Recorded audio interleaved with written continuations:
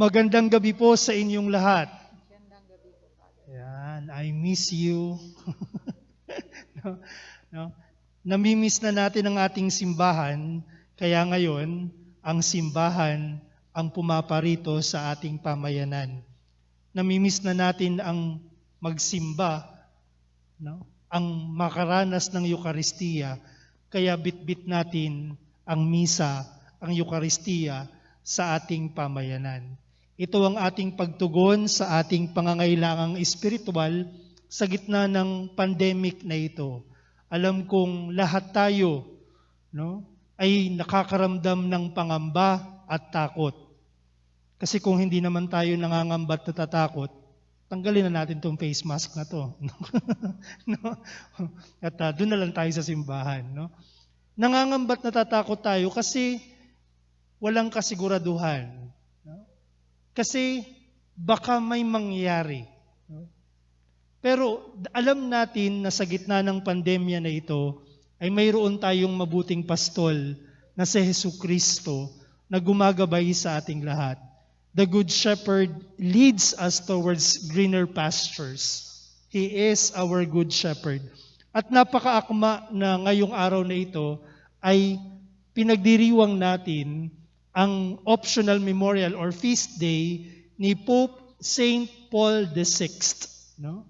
Si Pope Paul VI po ang nagpatuloy, no, ng Second Vatican Council o yung council na responsable sa pagpapanibago ng simbahan.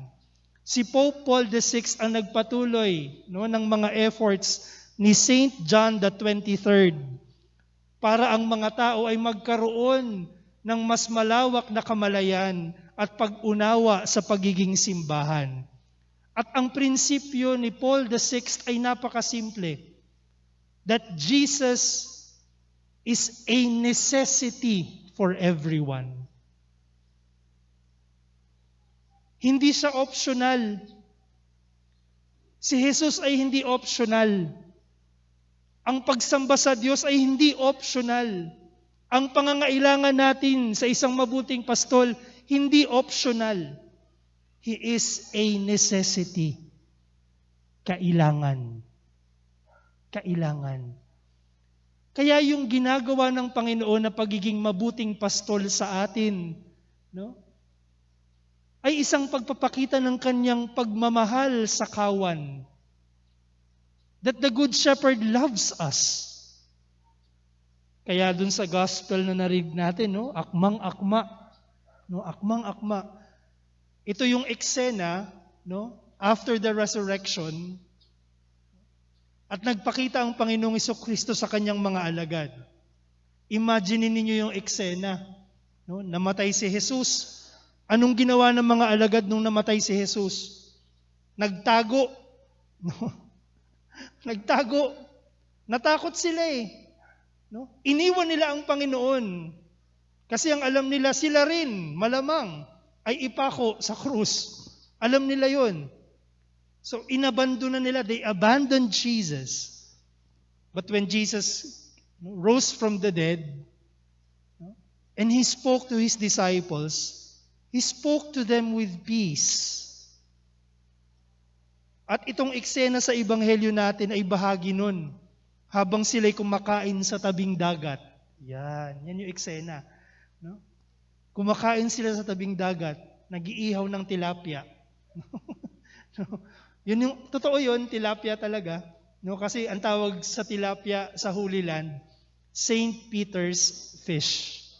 No? Dahil yun yung madalas na mahuling isda sa area na yun ng Galilee. At habang kumakain sila, imagine ninyo yung eksena, no? Kumakain sila. Biglang nagtanong si Jesus kay Pedro, Pedro, mahal mo ba ako?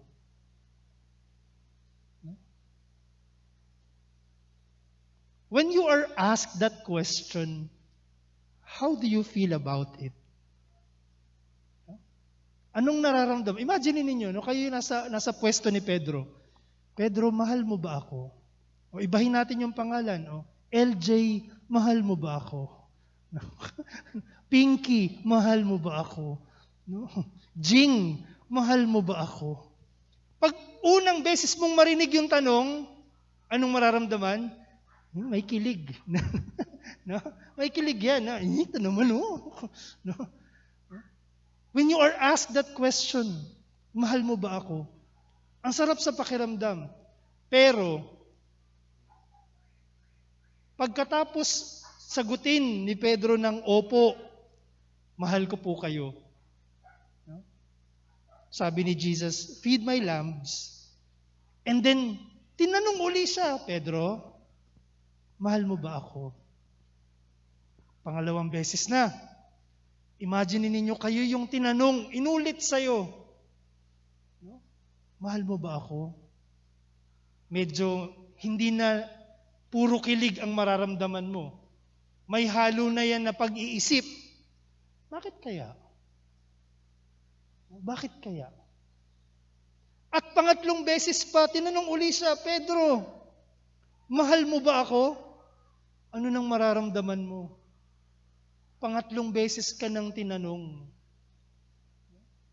Naalala ko yung pelikulang Fiddler on the Roof. No? Sa mga medyo may edad dito, siguro na abutan nyo yun. No? Lumang eksena yun, lumang pelikula. Pero napakaganda, no? Ang musical film. No? At doon sa eksena sa Fiddler on the Roof, ay may eksena doon na yung mister, relax lang bebe, yung mister ay tinatanong yung kanyang misis. Sabi niya, Goldie, do you love me? Sabi niya, do you love me? Mahal mo ba ako? Sabi ng misis niya, alam mo, pagod ka lang. Pagod ka lang. Tapos tinanong niya uli, do you love me? Sabi ng misis niya, alam mo, ang dami-daming dapat atupagin dito eh. Ikakasal yung anak mo, ang daming lulutuin, sabi ng asawa niya. Tatanungin mo pa ako niyan. Tapos hindi pa rin tumigil ang mister at nagtanong, do you love me? Sabi ng misis, 25 years na tayong magkasama. 25 years na tayong nakatira sa isang bahay. 25 years kitang pinagluluto. 25 years kitang pinaglalaba. 25 years kitang inaasikaso. Binigyan kita ng mga anak. Tatanungin mo ko kung mahal kita? Kung hindi pagmamahal yun, ano yun? Sabi nung misis niya. And then, sabi ng mister, then you love me. At sabi ng misis, I guess so. That is true. I think I do love you. When Jesus was asking Peter, do you love me? Jesus was trying to redeem Peter. Natatandaan ba ninyo na nung hinuli si Jesucristo upang ipako sa krus, anong ginawa ni Pedro? Itinanggi na kilala niya si Jesus. Ilang beses? Isa? Hindi. Dalawa? Hindi. 3 beses. 3 beses niyang itinatwa ang Panginoon. Itinanggi ang Panginoon. 3 times. 3 times. At ngayon, naririnig natin ang Panginoong Jesucristong tinatanong siya 3 beses din. Do you love me? Jesus is trying to redeem Peter. Jesus is trying to teach Peter how to love Jesus. And that love for Jesus must not only be seen in the way he treats Jesus, but in the way he should treat the people of God. Kaya ang sabi ng Panginoon, feed my lambs, tend my sheep, feed my sheep. Kung mahal mo ko, mahalin mo ang bayan ng Diyos. Mahalin mo ang bayan ng Diyos. At anong naidulot ng pangyayaring ito sa buhay ni Pedro? Namulat ang kanyang isipan, namulat ang kanyang kalooban. At ang duwag na Pedro, na nung unay nagtago at itinanggi ang Panginoon, ay paulit-ulit na lumabas at pumunta sa templo to preach about Jesus. Ilang ulit din siyang hinuli at ikinulong, pero paulit-ulit ding bumalik si Pedro para gampanan ang kanyang responsibilidad. That is the fruit of real love. Parang sabi nung misis, 25 years kitang pinaglaba, pinagluto, inalagaan. Dahil mahal kita. Dahil mahal kita. At alam nyo, sa mga panahon na ito yung dapat nating panghawakan.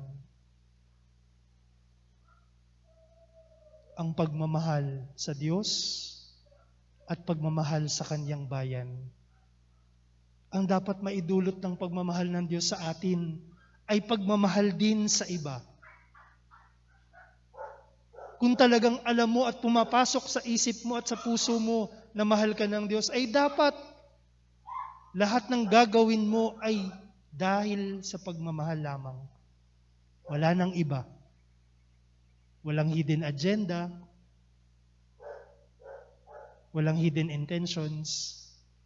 Walang pagtataas ng sarili. Ginagawa mo dahil mahal mo. Wala nang ibang dahilan. To end this reflection, siguro ang iba sa inyo'y napanood yung isang pelikula. Paborito ko yung pelikula ngayon, no? Schindler's List. Alam nyo ba yung pelikula na yun, no? Schindler's List. Hanapin nyo yan, nasa Netflix yan. No? Yung Schindler's List, 3 oras mahigit na pelikula yan, ang haba, pero napakaganda. Tungkol ito kay Oskar Schindler, na isang mayaman na negosyante nung panahon ni Hitler. No? According to the story of the movie. No? At ano yung ginawa ni Oskar Schindler? Nung una, kumukuha siya ng mga Hudyo. Alam natin kung anong ginagawa ni Hitler sa mga Hudyo, di ba? Pinapatay. No? Kuha siya ng mga Hudyo at ginagawa niyang workers dahil ang gusto niya, magpatuloy yung business niya sa gitna ng crisis para kumita pa rin siya. No? Para kumita pa rin siya. Pero meron siyang isang accountant na Hudyo, no? A Jewish accountant, na tila baga pailalim na gumagalaw. Ano ginagawa ng accountant niya? Humahakot ng mga Hudyo, inililigtas yung mga Hudyo sa concentration camps para magtrabaho kay Schindler. Kahit na hindi naman talaga skilled worker. No? Matanda na, uugod-ugod na, pero sinasabi nila, skilled worker siya ni Schindler. Para lang mailigtas sa kamatayan. And then eventually, Schindler discovered it. No, na-discover ni Schindler na, aba, anong ginagawa mo? Pero tila baga sa paglaon ng panahon, siya na rin mismo ay nag-iisip ng ganito. Parami ng parami ang mga kinukuha niya na workers sa kanyang mga factories para mailigtas sila sa kamatayan. Hindi dahil skilled sila, kundi dahil gusto niyang iligtas ang mga ito. At the end of the story, natapos ang gera, sumuko ang Germany, naging malaya ang mga Hudyo. Malaya na silang lahat. At dahil doon, si Schindler, kailangan na niyang bitawan ang mga Hudyong ito. At doon sa huling eksena, nagpapasalamat ang mga Hudyo sa kanya. Nung nakita ni Schindler ang libong mga tao na kanyang nailigtas, inisip niya, I could have done more. Kung simula pa lang, inayos ko na yung buhay ko, I could have saved more lives. Itong kotse ko, sabi niya, kung binenta ko na lang yan, baka nakabili pa ako ng buhay ng iba at mailigtas ko. I could have done more. When a person learns what real love is, he will not exalt himself. Lagi niyang nanaisin na, sana'y may magawa pa ako. Sana'y may maibigay pa ako para sa iba. Sana ganito rin po ang nasa isip at puso natin sa gitna ng krisis na ito. Lahat tayo may kailangan, lahat tayo may takot. Pero dahil ang pinangahawakan natin ay pag-ibig ng Diyos, gamitin natin ang pag-ibig na ito para din sa iba. Let's do our part so that we may overcome this pandemic. May Pope St. Paul VI intercede for us.